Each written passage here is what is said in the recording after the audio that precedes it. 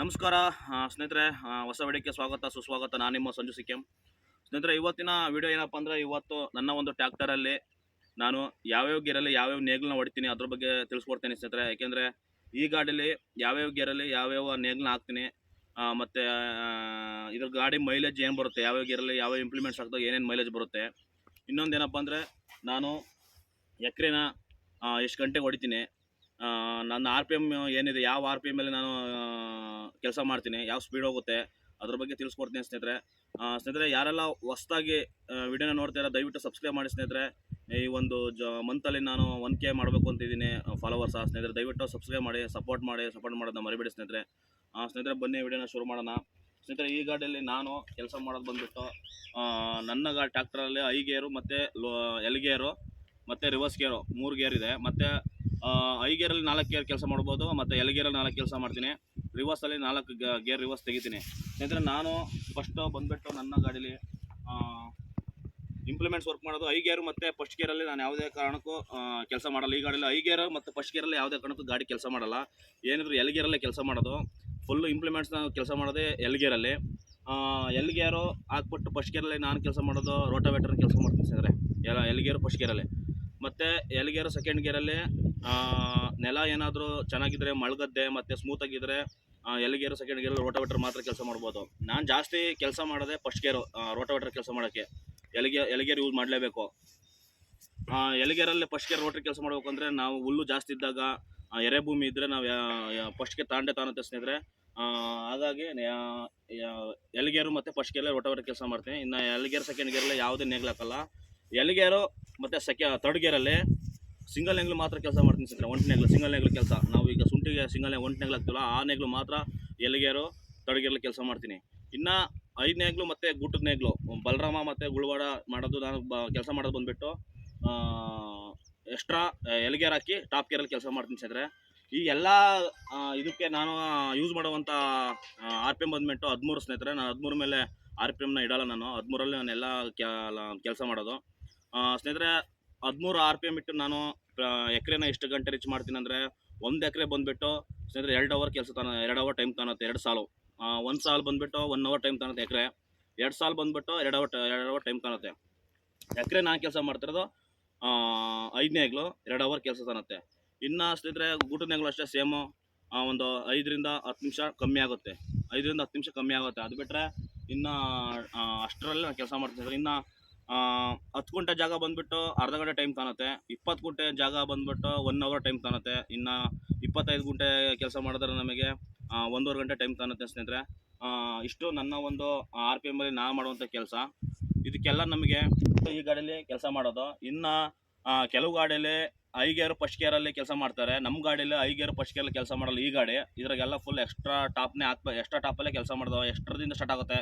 Extra first, second, third, fourth ಇದರಲ್ಲಿ ಈ ಗಾಡೀಲಿ. ಇನ್ನು ಕುಬೋಟಾ 45 HP ಎಕ್ಸ್ಟ್ರಾ ಫಸ್ಟ್ ಗೇರಲ್ಲಿ ಇಂಪ್ಲಿಮೆಂಟ್ಸ್ ಬಲರಾಮ 5 ನೇಗ್ಲು ಮತ್ತು ಗುಳ್ವಾಡ ಆ ಕೆಲಸ ಮಾಡುತ್ತೆ. ಕೆಲವೊಂದು ಗಾಡೀಲಿ ಆ ಥರ ಕೊಟ್ಟಿದ್ದಾರೆ. ಕೆಲವೊಂದು ಗಾಡೀಲಿ ಕೆಲವೊಂದು ಗಾಡೀಲಿ ಐ ಗೇರು ಫಸ್ಟ್ ಗೇರಲ್ಲಿ 5 ನೇಗ್ಲು ಕೆಲಸ ಮಾಡಿದರೆ, ಈ ಗಾಡೀಲಿ ಎಲ್ ಗೇರ್ ಯೂಸ್ ಮಾಡಲೇಬೇಕು ಸ್ನೇಹಿತರೆ. ಈ ಗಾಡೀಲಿ ಒಂದೊಂದು ಥರ ಡಿಫ್ರೆನ್ಸ್ ಇರುತ್ತೆ ಗಾಡಿಗಳಲ್ಲಿ. ಈ ಗಾಡೀಲಿ ಫಸ್ಟ್ ಗೇರಲ್ಲಿ ದಮ್ ಕೊಟ್ಟಿಲ್ಲ, ಎಕ್ಸ್ಟ್ರಾದಿಂದನೇ ಎಲ್ಲ ದಮ್ ಸ್ಟಾರ್ಟ್ ಆಗೋದು. ಈಗ ಸ್ನೇಹಿತರೆ, ಈಗ ನಾನು ನನ್ನ ಗಾಡಿಯ ಸ್ಪೀಡ್ ತೋರಿಸ್ತೀನಿ. ಯಾವ್ಯಾವ ಗೇರಲ್ಲಿ ಯಾವ್ಯಾವ ಆರ್ ಪಿ ಎಮ್ ಏನು ಸ್ಪೀಡ್ ಹೋಗುತ್ತೆ ಅನ್ನೋದ್ರ ಬಗ್ಗೆ ಈಗ ತೋರಿಸ್ತಾ ಹೋಗ್ತೀನಿ ಸ್ನೇಹಿತರೆ. ಬನ್ನಿ ಈಗ ಗಾಡಿನ ಸ್ಟಾರ್ಟ್ ಮಾಡಿ. ಫಸ್ಟು ಎಲ್ ಗೇರ್ ಹಾಕಿ ಫಸ್ಟ್ ಗೇರಲ್ಲಿ ಕೆಲಸ ಮಾಡ್ತೀನಿ, ಯಾವ ಸ್ಪೀಡ್ ಹೋಗುತ್ತೆ. ಅದಾದಮೇಲೆ ಸೆಕೆಂಡ್ ಗೇರು, ಅದಾದಮೇಲೆ ಥರ್ಡ್ ಗೇರು, ಆಮೇಲೆ ಫೋರ್ತ್ ಗೇರು. ಬನ್ನಿ ಸ್ನೇಹಿತರೆ, ಗಾಡಿನ ಸ್ಟಾರ್ಟ್ ಮಾಡೋಣ.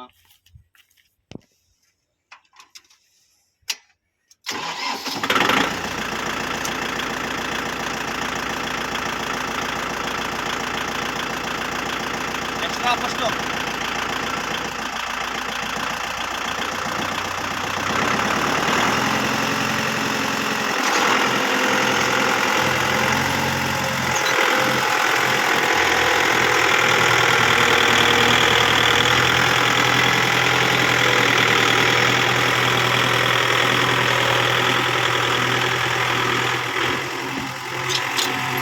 ಸ್ನೇಹಿತರೆ, ಇದು ಈ ಸ್ಪೀಡ್ ಬಂದುಬಿಟ್ಟು ಎಕ್ಸ್ಟ್ರಾ ಫಸ್ಟ್ ಗೇರಲ್ಲಿ ಈ ಸ್ಪೀಡ್ ಹೋಗುತ್ತೆ.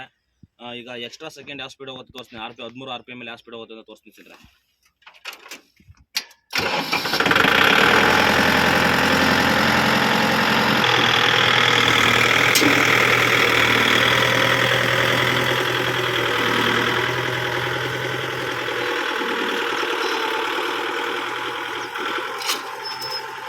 ಸ್ನೇಹಿತರೆ ಇದು ಎಕ್ಸ್ಟ್ರಾ ಸೆಕೆಂಡ್ ಗೇರ್ RPM 13. ಈಗ ಎಕ್ಸ್ಟ್ರಾ ಥರ್ಡ್ ಗೇರಲ್ಲಿ ಯಾವ ಸ್ಪೀಡ್ ಹೋಗುತ್ತೆ ಅಂತ ತೋರಿಸ್ತೀನಿ ಸರ್. ಈಗ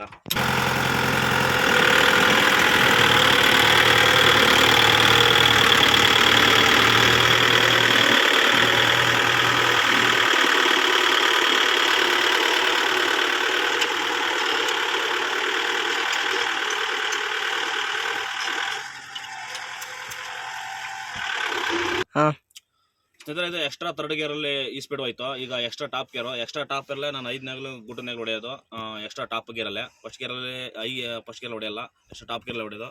ಸ್ನೇಹಿತರೆ ಈಗ ಎಕ್ಸ್ಟ್ರಾ ಟಾಪ್ ಗೇರಲ್ಲಿ ಯಾವ ಸ್ಪೀಡ್ ಹೋಗುತ್ತೆ ಗಾಡಿ ತೋರಿಸ್ತೀನಿ.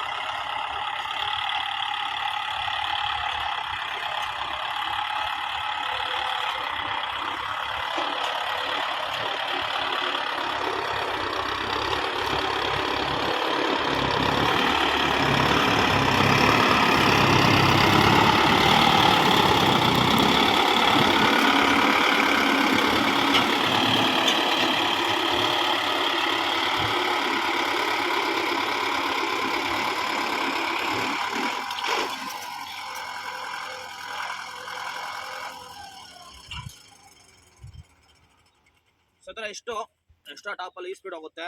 ಸ್ನೇಹಿತರೆ ನಮ್ಮ ಕಡೆ ಹೊಡೆಯೋದು ಗಂಟೆ ಲೆಕ್ಕ ನಾವು ಹೊಡೆಯೋದು. ಯಾಕೆಂದರೆ ಗಂಟೆನ ನಾವು ಎಕರೆನ ನಾವು 2 ಅವರ್ ಕೆಲಸ ಮಾಡ್ತೇವೆ. 2 ಸಾಲು ಒಂದು ಸಾಲು 1 ಗಂಟೆ ಹಿಡಿಯುತ್ತೆ. ಎಕರೆ 2 ಸಾಲು ಹೊಡೆಯೋದಾರೆ 2 ಗಂಟೆ ಹಿಡಿಯುತ್ತೆ.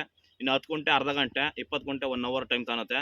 ಇಷ್ಟೊಂದು ಕೆಲಸ ಮಾಡ್ತೀವಿ. ಗೂಟದ ನೇಗ್ಲಿಗೂ 5 ನೇಗ್ಲಿಗೂ ಏನು ವ್ಯತ್ಯಾಸ ಆಗುತ್ತೆ ಅಂದರೆ ಒಂದು 10 ನಿಮಿಷ ಕಮ್ಮಿ ಆಗುತ್ತೆ ಗೂಟದ ನೇಗ್ಲು. 5 ನೇಗ್ಲು 2 ಅವರ್ ಟೈಮ್ ತಗೊಂಡ್ರೆ ಗೂಟದ ನೇಗ್ಲು 1 ಗಂಟೆ 50 ನಿಮಿಷ ಟೈಮ್ ತಾನುತ್ತೆ. ನಮ್ಮ ಕಡೆ ಕೆಲವು ಕಡೆ ಎಲ್ಲ ಎಕರೆಗಟ್ಟಲೆ ಹೊಡಿತಾರೆ ಕೆಲಸನ. ಅಂದರೆ ಅವರು ಎಲ್ಲ ಎಕರೆ ಕೆಲಸ ಇರುತ್ತೆ ಬೇರೆ ಕಡೆ ಎಲ್ಲವ. ನಮ್ಮ ಕಡೆ ನಮ್ಮ ಸರೌಂಡು ಅಂದರೆ ಚಿಕ್ಕಮೂರು ಸರೌಂಡು, ಬೇಲೂರಿಂದ ಇರ್ಬೋದು, ಈ ಸರೌಂಡು ಕಡೂರು ಸಗರಪಟ್ಟಣ ಬಿಟ್ಟರೆ ಹತ್ತ ಕಡೆ ಎಲ್ಲ ಎಕರೆಗಟ್ಟಲೆ ಹೊಡಿತಾರೆ. ಇನ್ನು ನಮ್ಮ ಚಿಕ್ಕಮೂರು ಸರೌಂಡು, ಬೇಲೂರು ಹಿಂಗೆ ಈ ಸೈಡೆಲ್ಲ ಸೇರ್ಕೊಂಡು ಸ್ನೇಹಿತರೆ ಎಲ್ಲ ಗಂಟೆ ಲೆಕ್ಕನೇ ಹೊಡೆಯೋದು. ಎಲ್ಲರೂ ಕೂಡ RPM ಬಂದುಬಿಟ್ಟು ಅದೇ ಸೇಮ್ RPM ಇಡೋದು. ಎಕರೆನ ಅದೇ ಸೇಮ್ ಗಂಟೆನೇ ಹೊಡೆಯೋದು. ಎಲ್ಲ 2 ಅವರೇ ಕೆಲಸ ಮಾಡೋದು. ಸ್ನೇಹಿತರೆ ಈ ಗಾಡಿ ದೊಡ್ಡ ಗಾಡಿ ಜಾಸ್ತಿ ಕೆಲಸ ಮಾಡ್ಬೋದು, ಟೈಮಿಂಗ್ಸ್ ಅನ್ಬೋದು. ಅಂದರೆ ನಮ್ದು ಈ ಗಾಡಿಯಲ್ಲಿ ಸ್ಪೀಡು ಕಮ್ಮಿ ಇರುತ್ತೆ, ಬಟ್ ಡೀಪ್ ವರ್ಕಿಂಗ್ ಚೆನ್ನಾಗಿ ಮಾಡುತ್ತೆ. ಅಂದರೆ ಬೆಸೆನ ಈಗ 2 ಸಾಲು ಹೊಡೆಯೋಂಥ ಬೆಸೆನ 1 ಸಾಲಲ್ಲಿ ಹೊಡೆಯೋ ಥರ ರೇಂಜಲ್ಲಿ ಗಾಡಿ ಕೆಲಸ ಮಾಡುತ್ತೆ. ಅಂದರೆ ಡೀಪ್ ವರ್ಕಿಂಗ್ ಚೆನ್ನಾಗಿರುತ್ತೆ. ಅಡೆಮೂಲೆಯಲ್ಲಿ ನೇಗ್ಲು ಎತ್ತ ಅವಶ್ಯಕತೆ ಇರಲ್ಲ. ಅಡೆಮೂಲೆನ ಚೆನ್ನಾಗಿ ನೀಟಾಗಿ ಇರುತ್ತೆ.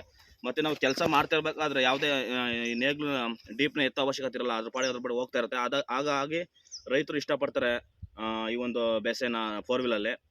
ಸ್ನೇಹಿತರೆ ಇಷ್ಟು ನನ್ನ ಒಂದು ಗಾಡಿಯ ಸ್ಪೀಡ್ ಬಂದುಬಿಟ್ಟು. ಮತ್ತು ಮೈಲೇಜ್ ಏನೇನು ಬರ್ತಾಯಿದೆ ಅಂದರೆ ಸ್ನೇಹಿತರೆ ನನ್ನ 13 RPM ಮೇಲೆ, ಕೆಲವರು 15 RPM ಮೇಲೆ ಕೆಲಸ ಮಾಡ್ತಾರೆ. ಎಕರೆಗಟ್ಟಲೆ ಹೊಡೆಯೋರೆಲ್ಲ ಜಾಸ್ತಿ RPM ಇಡ್ತಾರೆ.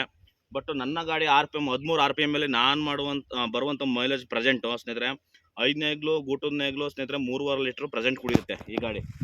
ಇನ್ನು ರೋಟಾವೇಟರ್ಗೆ ಸ್ನೇಹಿತರೆ ಅದು 3.5, ಕೆಲವೊಂದು ಟೈಮ್ 4 ಲೀಟ್ರ್ ತಗೊಂಡು ತಗುತ್ತೆ. ಯಾಕೆಂದರೆ ಯಾವುದಲ್ಲಿ ಕೆಲಸ ಮಾಡ್ತಿರ್ಬೇಕಾದ್ರೆ ರೋಟಾವೇಟರ್ನ ಒಂದು ಕೆಳಗಡೆ ಮಣ್ಣು ಹೋಗಿ ಸಿಗಾಕತ್ತೆ. ಅದರಿಂದ ರೋಟಾವೇಟರ್ ಟೈಟ್ ಆಗುತ್ತೆ. ಟೈಟ್ ಆಗೋದ್ರಿಂದ ಗಾಡಿಗೆ ಲೋಡ್ ಸಿಗೋದ್ರಿಂದ ಒಂದು ಸ್ವಲ್ಪ ಮೈಲೇಜ್ ಜಾಸ್ತಿ ಅನ್ನುತ್ತೆ. ಯಾಕೆಂದರೆ ಪದೇ ನಾವು ಅದನ್ನು ತೆಕ್ಕೊಳಕ್ಕಾಗಲ್ಲ. ಯಾಕೆಂದರೆ 1-2 ರೌಂಡ್ ಹೊಡಿತಿದ್ದಂಗೆ ಹಸಿದ್ರೆ ಹೋಗಿ ಮಣ್ಣು ಅಂಟ್ಕೊಳುತ್ತೆ, ಸೈಡ್ ಬಿಲೇಡ್ ಸುತ್ತೆಲ್ಲ ಅಂಟ್ಕೊಳುತ್ತೆ.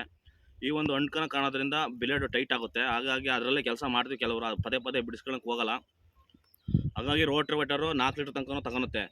ಡ್ರೈ ಇದ್ದರೆ ಭೂಮಿ ಒಂದು ಲೆಕ್ಕದಲ್ಲಿದ್ದರೆ ರೋಟಾವೇಟರು 3.25 ಲೀಟ್ರ್ 3.5 ತನಕ ತಗೊಳುತ್ತೆ. ಸ್ನೇಹಿತರೆ ಇದು ಯಾವುದೇ ಕಾರಣಕ್ಕೂ ನಾನು ಡೆಮೋ ತೋರಿಸ್ತಿಲ್ಲ, ರಿಯಲ್ ಮೈಲೇಜ್ ನಾನು ಹೇಳ್ತಿರೋದು. ಯಾಕೆಂದರೆ ನಾನು 5 ವರ್ಷದಿಂದ ಕೆಲಸ ಮಾಡೋದ್ರಿಂದ ರಿಯಲ್ ಮೈಲೇಜ್ ಹೇಳ್ತೀನಿ ಇಷ್ಟು ಬರುತ್ತೆ ಅಂತ ಪ್ರೆಸೆಂಟ್ಲಿ.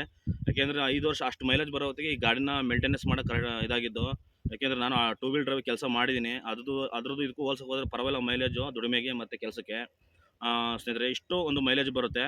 ಯಾಕೆಂದರೆ ನೆಲ ಒಂದೇ ಸಮಾನ ಇರೋದಿಲ್ಲ. ಒಂದೊಂದ್ಸತಿ ಹಾರ್ಡ್ ಒಂದೊಂದ್ಸತಿ ಸ್ಮೂತ್ ಇರುತ್ತೆ. ಸ್ಮೂತ್ ಇರೋ ಜಾಗದಲ್ಲಿ ನಾವು ಮೈಲೇಜ್ ತೆಗಿಬೋದು. ಹಾರ್ಡ್ ಇರೋ ಜಾಗದಲ್ಲಿ ನಾವು ತೆಗಿಯೋಕ್ಕಾಗಲ್ಲ.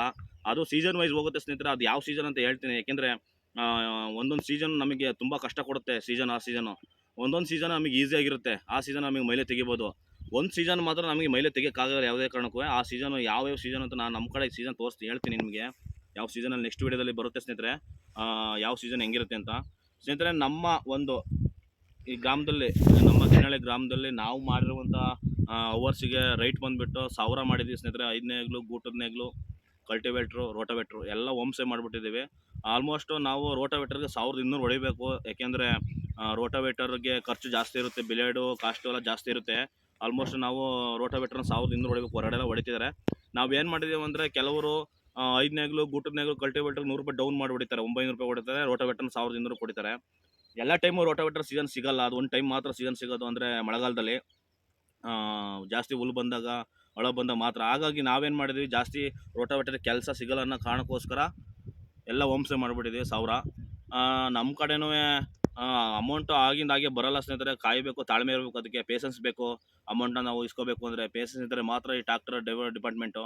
ಇಲ್ಲಾಂದರೆ ಕೆಲವರು ಶೋಕಿ ಮಾಡ್ಕೊಂಡು ಏನಾದರೂ ಅದೇ ಆಡಿಗೆ ಸಡನ್ನಾಗಿ ಟ್ರಾಕ್ಟರ್ ಬಂದರೆ ಭಾರಿ ಕಷ್ಟ ಆಗುತ್ತೆ. ಯಾಕೆಂದರೆ ಜೋಬಲ್ಲಿ ಯಾವಾಗಲೂ ದುಡ್ಡು ಇರಬೇಕು. ನಾವು ಕೆಲಸ ಮಾಡಬೇಕು ಅಂದರೆ ಇವತ್ತು ನಾವು ₹2000 ಡೀಸೆಲ್ ಹಾಕಿದ್ದೀವಿ ಅಂದರೆ ನಾಳೆ ತಿರ್ಗಾ ಬೆಳಗ್ಗೆ 2000 ದುಡ್ಡು ನಾವು ಅರೇಂಜ್ ಮಾಡ್ಕೋಬೇಕು. ಯಾಕೆಂದರೆ ನಮ್ಮ ರೈತರು ಆವಾಗಿಂದ ಕೊಡಲ್ಲ, ಒಂದು ವಾರಗಟ್ಟಲೆ, ತಿಂಗಳಾನುಗಟ್ಟಲೆ ಕೂಡ ಮಾಡಿರೋರು ಇದ್ದಾರೆ. ಅದನ್ನು ನಾವು ಹೇಳ್ಕೊಂಡು ಕೆಲಸ ಮಾಡೋಕ್ಕಾಗಲ್ಲ. ನಮ್ಮ ಜೋಬಲ್ಲಿ ದುಡ್ಡಿರಬೇಕು, ಅದಿದ್ದರೆ ನಾವು ಕೆಲಸ ಮಾಡ್ಬೋದು ಸ್ನೇಹಿತರೆ. ಇಲ್ಲಾಂದರೆ ಈ ಒಂದು ಟ್ರಾಕ್ಟರ್ ಡಿಪಾರ್ಟ್ಮೆಂಟಲ್ಲಿ ಅಂದರೆ ದುಡಿಮೆ ಇದೆ, ಇಲ್ಲ ಅಂತಲ್ಲ, ಕಷ್ಟಪಟ್ಟರೆ ದುಡಿಮೆ ಇದೆ. ಅಂದರೆ ಆ ಬರೋಂಥ ಅಮೌಂಟ್ಗಳು ನಮಗೆ ಈಗ ಇವತ್ತೆಲ್ಲ ಹೊಡೆದಿರ್ತೀವಿ, ನಾಳೆ ಆ ಅಮೌಂಟನ್ನು ನಮಗೆ ಒಂದು 1000 ಕೈ ಕೊಡ್ತಾರೆ, ಆಮೇಲೆ ಕೊಡ್ತೀನಿ ಅಂತ ಹೇಳ್ತಾರೆ. ಆ ದುಡ್ಡನ್ನ ನಾವೇನೇನೋ ಮಾಡಿ ಖರ್ಚು ಮಾಡ್ತೀವಿ. ನಮಗೆ ಟ್ಯಾಕ್ಟ್ರಲ್ಲಿ ಒಟ್ಟಿಗೆ ಲೆಕ್ಕಕ್ಕೆ ಸಿಗಲ್ಲ. ಏನೋ 6 ತಿಂಗಳು ಕಂತು ಕೊಟ್ಟಿರೋದ್ರಿಂದ ನಾವು ಏನಾದರೂ ಮ್ಯಾನೇಜ್ ಮಾಡಿ ಸ್ವಲ್ಪ ಗುಡ್ಡೆ ಮಾಡಿ ಜಮೀನಿಂದು ಅದು ಇದು ಏನಾದ್ರು ಮಾಡಿ ಅವ್ರ ಹತ್ರ ಟರ್ನ್ ಓವರ್ಗೆ ಇಸ್ಕೊಂಡು ನಾವು ಕಂತನ್ನ ಹಾಕಿದ್ವಿ. ಆ ಕಂತನ್ನ ಆ ಥರ ಹಾಕಿ ನಾವು ಕಂತು ಲೋನ್ ತೀರಿಸಿ ಸ್ನೇಹಿತರೆ. ಯಾಕೆಂದರೆ ನಾವು ಕಲೆಕ್ಷನ್ ಮಾಡೇ ಕಂತು ಲೋನ್ ತೀರಿಸಿದ್ದೀವಿ ಅಂತಿಲ್ಲ. 6 ತಿಂಗಳು ಟೈಮ್ ಕೊಟ್ಟಿರೋದ್ರಿಂದ ಒಂದು 3 ತಿಂಗಳು ಸೀಸನ್ ಇರುತ್ತೆ, ಒಂದು 3 ತಿಂಗಳು ಸೀಸನ್ ಇರಲ್ಲ. ಅದನ್ನು ಸ್ವಲ್ಪ ಗುಡ್ಡೆ ಮಾಡ್ತೀವಿ. ಟರ್ನ್ ಓವರ್ಗೆ ನಮ್ಮ ಫ್ರೆಂಡ್ಸ್ ಹತ್ರ ಅಥವಾ ಟರ್ನ್ ಓವರ್ ಇಸ್ಕೊಂತೀವಿ. ಆ ದುಡ್ಡನ್ನ ಇದಕ್ಕೆ ಹಾಕ್ತೀವಿ. ಮತ್ತು ನೆಕ್ಸ್ಟ್ ಸೀಸನಲ್ಲಿ ಆ ದುಡ್ಡನ್ನ ಇದು ಮಾಡಿ ನಮ್ಮ ಫ್ರೆಂಡ್ಸಿಗೆ ಆ ಸಾಲ ತೀರಿಸ್ತೀವಿ. ಈ ಥರ ಚೈನ್ ಲಿಂಕ್ ಥರ ನಡ್ಕೊಂಡು ಬರ್ತಿದೆ ಜೀವನ. ಪ್ರೆಸೆಂಟ್ಲಿ ಏನಪ್ಪ ಅಂದರೆ ಲೋನ್ ತೀರೋದ್ರಿಂದ, ಈಗ ಲೋನ್ ತೀರಿದ ಮೇಲೆ ನಮ್ಮ ಮೈಂಡಲ್ಲಿ ಏನಪ್ಪ ಅಂದರೆ ಆವಾಗಿನ ಥರ ಕೆಲಸ ಇವಾಗ ಮಾಡಬೇಕಿತ್ತು, ಇನ್ನೂ ಸ್ವಲ್ಪ ದುಡ್ಡು ಬರ್ತಾಯಿದೆ ಅಂತ. ಆವಾಗಿನ ಥರ ಕೆಲಸ ಸಿಗ್ತಾಯಿಲ್ಲ. ಈಗ ಸಿಗೋದ್ರಲ್ಲಿ ಗುಡ್ಡೆ ಮಾಡಬೇಕು. ಈಗ ನಮಗೆ ಇದೊಂದು ಬಿಟ್ಟರೆ ಬೇರೆ ಯಾವುದೂ ಕೆಲಸ ಗೊತ್ತಿಲ್ಲ ಸ್ನೇಹಿತರೆ. ಬಿಟ್ಟರೆ ಜಮೀನು, ಬಿಟ್ಟರೆ ಟ್ರಾಕ್ಟ್ರು, ಇದರಲ್ಲೇ ಇಷ್ಟರಲ್ಲೇ ಕೆಲಸ ಮಾಡಬೇಕು. ಆ ಥರ ಇದೆ ಜೀವನ. ಬೇರೆ ಕೆಲಸಕ್ಕೆ ಹೋಗ್ಬೋದು. ಈಗ 20,000 15,000 ಸಂಬಳಕ್ಕೆ ಹೋಗ್ಬೋದು, ಯಾವ್ದಾರ ಕಂಪ್ನಿ ಸೇರ್ಕೋಬೋದು. ಇಷ್ಟೊಂದು ಬಂಡವಾಳ ಹಾಕಿ 10-12 ಲಕ್ಷ ಬಂಡವಾಳ ಹಾಕಿ ಟ್ರಾಕ್ಟರ್ ತೊಗೊಂಡು ನೇಗ್ಲು ಇಂಪ್ಲಿಮೆಂಟ್ಸ್ ಎಲ್ಲ ಮಾಡ್ಕೊಂಡು ನಾವು ಬೇರೆ ಕೆಲಸಕ್ಕೆ ಹೋದರೆ ಸಡನ್ನಾಗಿ ನಮಗೇನೋ ಒಂಥರ ಅನಿಸುತ್ತೆ, ನಾವು ಇಷ್ಟಕ್ಕೊಂದೆಲ್ಲ ಮಾಡಿ ಈ ಥರ ಬರ್ಬೋದಾ ಅಂತ ಅನಿಸುತ್ತೆ. ಆದರೂ ವಿಧಿಲ್ದ ಒಂದು ಟೈಮ್ ಹೋಗೋ ಪರಿಸ್ಥಿತಿ ಬರುತ್ತೆ. ಅಂದರೆ ಚೆನ್ನಾಗಿ ನಡೀತಾ ಇದ್ದರೆ ಏನೂ ಅನಿಸಲ್ಲ. ನಾವು ಯಾಕೆಂದರೆ ಜಮೀನು ಇರೋದ್ರಿಂದ, ನಮಗೆ ಬೋರ್ ಇರೋದ್ರಿಂದ 2 ಕಡೆ ಕೆಲಸ ಮಾಡಿಕೊಂಡು ಮಾಡ್ತಾಯಿದ್ದೀವಿ ಸ್ನೇಹಿತರೆ. ಈಗ ಲೋನ್ ತೀರೋದ್ರಿಂದ ಜಮೀನು ಮಾಡ್ಕೊತೀನಿ, ಇದ್ದಾಗ ಕೆಲಸನೂ ಮಾಡ್ತೀನಿ ಸ್ನೇಹಿತರೆ. ಇಷ್ಟು ಸ್ನೇಹಿತರೆ, ನಮ್ಮ ಒಂದು ಹಳ್ಳಿಯ ಜೀವನ ಜರ್ನಿ ಈ ಥರ ಇರುತ್ತೆ. ಇನ್ನೂ ಕೆಲವು ಯುವಕರದ್ದು, ಇನ್ನೂ ನಮ್ಮ ಇವರಲ್ಲಿ ಬೇಜಾನ್ ಯುವಕರು ಟ್ರಾಕ್ಟರ್ಗಳನ್ನ ತೊಗೊಂಡಿದ್ದಾರೆ. ತುಂಬ ಜನ ಹುಡುಗರು ಇದ್ದಾರೆ. ಯಾವ್ಯಾವ ಫೀಲ್ಡಲ್ಲಿ ಯಾವ್ಯಾವ ಹುಡುಗರು ಬಂದರೆ ಇನ್ನೂ ಇದ್ದಾರೆ. ಸೋನಾಲಿಕಾ ಆಗಿರ್ಬೋದು, ಪ್ರತಿಯೊಂದು ಟ್ರಾಕ್ಟರ್ಗಳಿದ್ದಾವೆ. ಅವ್ರ ಜೀವನನೂ ಲೈಫ್ ಸ್ಟೋರಿನೂ ಇದೆ. ಅದ್ರ ಬಗ್ಗೆ ನಾನು ನೆಕ್ಸ್ಟ್ ವೀಡಿಯೋದಲ್ಲಿ ತೋರಿಸ್ತಾ ಹೋಗ್ತೀನಿ. ಸ್ವಲ್ಪ ವೀಡಿಯೋ ಮಾಡೋಕ್ಕಾಗ್ತಿಲ್ಲ. ದಯವಿಟ್ಟು ವೀಡಿಯೋ ನೋಡ್ತಿರೋ ದಯವಿಟ್ಟು ಸಬ್ಸ್ಕ್ರೈಬ್ ಮಾಡಿ, ಸಪೋರ್ಟ್ ಮಾಡೋದನ್ನ ಮರಿಬೇಡಿ ಸ್ನೇಹಿತರೆ. ಈ ಒಂದು ತಿಂಗಳಲ್ಲಿ ನಾನು ಒಂದು ಕೆ ಮಾಡಬೇಕು ಅಂತಿದ್ದೀನಿ. ದಯವಿಟ್ಟು ಸಪೋರ್ಟ್ ಮಾಡಿ. ವೀಡಿಯೋ ಇಷ್ಟ ಆದರೆ ಲೈಕ್ ಮಾಡಿ ಸ್ನೇಹಿತರೆ. ಹಾಗೆ ಏನಾದ್ರು ಇದ್ದರೆ ಕಮೆಂಟ್ ಮಾಡಿ, ನಿಮ್ಮ ಕಡೆ ಏನಾದ್ರು ಇದ್ದರೆ ಕಮೆಂಟ್ ಮಾಡಿ ಸ್ನೇಹಿತರೆ.